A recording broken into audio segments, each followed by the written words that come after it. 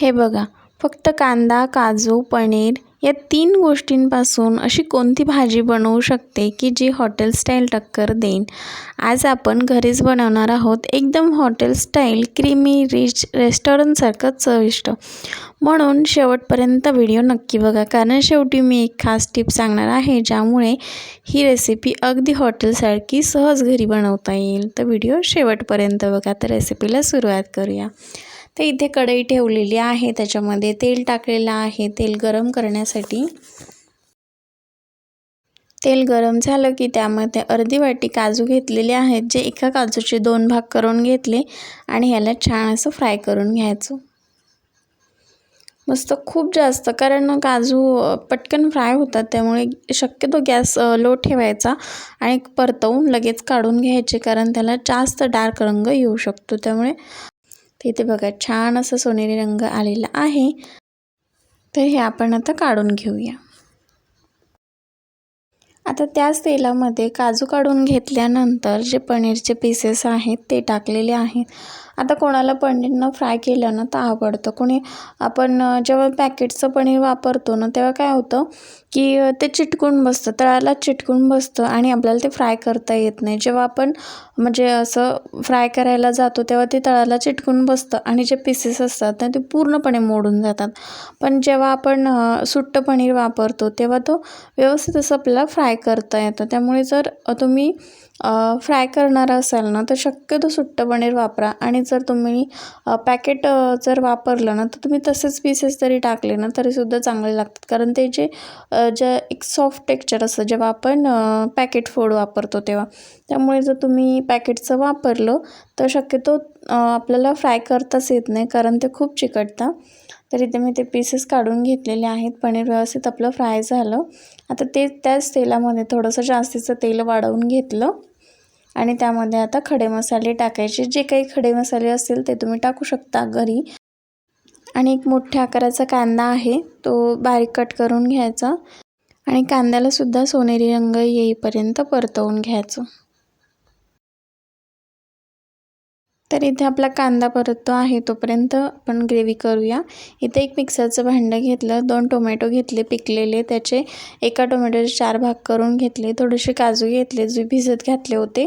एक 5 ते 10 मिनटं गरम पाण्यात भिजत घालायचे आणि छान एक क्रीमी टेक्स्चर येईल असं ग्रेव्ही करून घ्यायची. आता इथे आपला कांदा भाजलेला आहे, व्यवस्थित तळून झालेला आहे सोनेरी रंगावरती. आता ती जी ग्रेव्ही होती ती ह्याच्यामध्ये टाकून घ्यायची, कारण आपण टोमॅटो परतवलेलं नाही आहे. जर तुम्ही टोमॅटो शिजवलं किंवा थोडंसं परतवलं ना तर शक्यतो जास्त गरज लागत नाही ते परतवण्याची. तर आपण इथे थोडासा जो टोमॅटोचा कच्चेपणा असतो तो निघून जाईपर्यंत व्यवस्थित असं आपण हे फ्राय करून घेऊया. छान असं तेल सुटेपर्यंत मस्त भाजून घेऊया. तर इथे मस्तपैकी तुम्ही बघू शकता आपल्या ग्रेव्हीला मस्त असं तेल सुटलेलं आहे. तर छान अशी ग्रेव्ही हे मिक्स करून घेऊया. तर इथे आपण सुके मसाले टाकणार आहोत, ज्यामध्ये धणे पावडर टाकायची, पुन्हा गरम मसाला टाकायचा आणि जर पनीर मसाला असेल तर पनीर मसाला वापरू शकता आणि लाल तिखट वापरायचं. इथे 1 चम्मच मी लाल तिखट वापरलेला आहे. तुमच्या आवडीनुसार तुम्ही कमी जास्त करू शकता. इथे पनीर मसाला वापरला आणि गरम मसालासुद्धा वापरलेला आहे. तर हे आता मिक्स करून घेऊया आणि हे मसालेसुद्धा व्यवस्थित असं तेल सुटेपर्यंत परतवून घ्यायचे. आता इथे मसाले व्यवस्थित परतवले तर कस्तुरी मेथी टाकायची. कस्तुरी मेथी टाकताना हातावरती थोडीशी अशी चोळून टाकायची, त्यामुळे फ्लेवर छान येतो. आता नसेल तर नाही टाकली तरी चालेल, पण असेल तर टाकू शकता. आता हे व्यवस्थित असं सगळं मिक्स करून घ्यायचं. आता प्रत्येकाकडे आता फ्रेश क्रीम असेल तर वापरू शकता, नसेल तर आपली घरची जी दुधावरची साय असते तिला व्यवस्थित असं फेटून घ्यायचं किंवा मिक्सरला ना एक अशी फिरकी पल्स मोडमध्ये फिरवायचं, जेणेकरून जी साय असते ना ती व्यवस्थित क्रीमी टाईप होते आणि आपल्याला ती भाजीला वापरता येते. एक अर्धी वाटी मी इथे दुधावरची साय होती ती फेटून छान आपण भाजीला वापरलेली आहे ती टाकली. त्यामुळे तुम्ही बघू शकता जी ग्रेव्ही आहे ना ती मस्त आपली जशी हॉटेलमध्ये गेल्यावरती जी ग्रेव्ही दिसते ना तशीच सेम दिसत आहे. त्यामुळे चवसुद्धा खूप छान येते आपल्याला ह्या क्रीम म्हणजे जे आपण साय वगैरे टाकतो त्यामुळे खूप छान चव येते आणि दिसायलासुद्धा आणि चवीला ना अगदी हॉटेल स्टाईल लागते. त्यामुळे हे सुद्धा परतवून घेऊया. तर इथे मी ज्या भांड्यामध्ये आपण काजू आणि टोमॅटोची प्युरी टाकली होती ते भांडं धुवून थोडंसं इथे मी पाणी वापरलेलं आहे. कारण ग्रेव्हीनं ही छान थोडंसं पाणी टाकून मिक्स करून घ्यायची आणि पाणी टाकून शिजवून घ्यायची. त्यामुळे काय होतं की ज्यामध्ये मसाले जे वापरले ना ते व्यवस्थित मस्त शिजले जातात, तळले जातात आणि आपण म्हणजे जर अशी नुसती होऊ दिली ना तर बिना पाण्याची ती तळालासुद्धा चिटकते किंवा करपते. त्यामुळे थोडंसं पाणी टाकून छान अशी ग्रेव्ही शिजवून घ्यायची. तिथे मी पाणी टाकलेलं आहे आणि थोडीशी शिजवून घेते. तर इथे बघा मस्त अशी आपल्या ग्रेव्हीला ना मस्त अशी तरीसुद्धा आलेली आहे आणि ग्रेव्हीसुद्धा छान अशी आपली मस्त छान शिजलेली आहे. इथे जे आपण पनीरचे पीसेस फ्राय केले होते ते पीस टाकून घेऊया आणि जे काजू फ्राय केले होते ते सुद्धा आपण इथे टाकून घेणार आहोत. आता तुम्ही ना जसं आपण आधी पाणी वापरलं पण जर तुम्हाला पाणीचं प्रमाण अजून वाढवायचं असेल तर तुम्ही गरम पाणी वापरू शकता. जर तुम्हाला टेक्स्चर अजून पातळ हवं असेल पण शक्यतो जर आपण हॉटेल स्टाईल म्हटलं की ह्या पद्धतीने खूप छान म्हणजे खूप जास्त असं पातळसुद्धा नाही आणि खूप जास्त असं घट्टसरसुद्धा नाही. तुम्ही ह्या पद्धतीनेसुद्धा तुम्ही ठेवू शकता.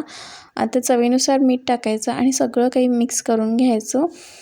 तर तुम्हाला हवं असेल तर तुम्ही थोडंसं गरम पाणी वाढवू शकता आणि खूप घट्टसर म्हणजे एवढं जसं आपण हॉटेलमध्ये खातो रेस्टॉरंट स्टाईल म्हणतो आपण जेव्हा तर ह्या पद्धतीने भाजी केलीच तर खूप छान लागते. पण तुम्हाला अजून थोडी पातळ हवी असेल तर तुम्ही पाणीसुद्धा वाढवू शकता. गरम पाणी वापरायचं कारण जेव्हा आपली जी तरी आलेली असते ना ती व्यवस्थित तशीच टिकून राहण्यास मदत होते आपल्याला.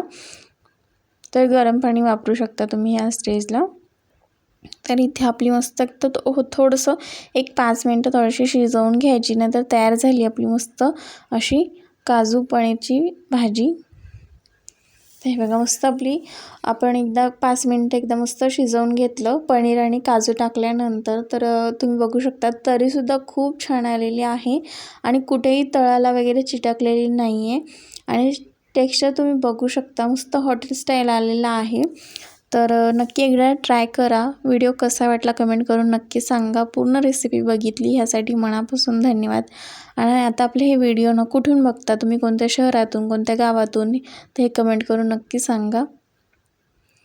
आणि जसं आपण कोणतीही रेसिपी करतो जेव्हा घरचं जे साहित्य असतं त्या घरच्या साहित्यामध्येच असेल तर तुम्ही टाका, नसेल तर तुम्ही पुढे जाऊन जे आहे त्यामध्ये तुम्ही रेसिपी करू शकता. असं काही नाही की एखादा पदार्थ नसला की तो आपल्याला दुकानावरून जाऊन आणावाच लागेल. त्यामुळे काय होतं की हे सगळं जमा करण्यामध्ये आपण शक्यतो जे पदार्थ करायचा आहे तो करायचा कंटाळा येतो. त्यामुळे जर तुम्हाला अशा रेसिपीज साध्या आणि सोप्या हव्या असतील तर आपल्या चॅनलला नक्की सबस्क्राईब करा. तर इथे तयार झाली मस्त हॉटेल स्टाईल काजू पनीर मसाला.